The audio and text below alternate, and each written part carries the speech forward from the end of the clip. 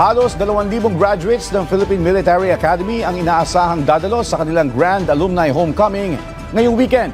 Ang detalye sa Balitang Pambansa ni Debbie Casingan ng PIA Cordillera.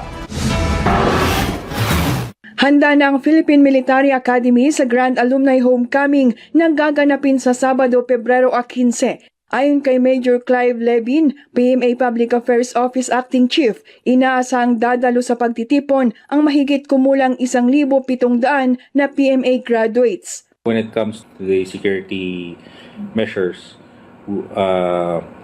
considering also the fact that we have VIPs and nadadagdagan po ang ating mga security personnel dito. Siniguro rin ng Baguio City Police Office ang kanilang kahandaan na magbigay ng seguridad sa naturang okasyon. Sa homecoming, muling kikilalanin ang mga nagawa at kontribusyon ng mga alumni sa iba't ibang larangan. We will be highlighting also yung achievements ng ating mga jubilarians, members of Class 2000 and Class 1975. Kumbaga kung ano yung nagawa nila po para sa bansa natin.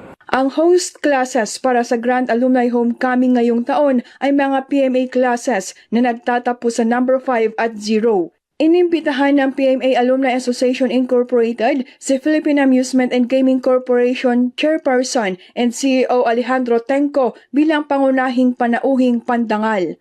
Isasara ang PMA sa publiko sa Sabado upang mabigyang daan ang Grand Alumni Homecoming. Mula sa PIA Cordillera, Debbie Casingan, Balitang Pambansa.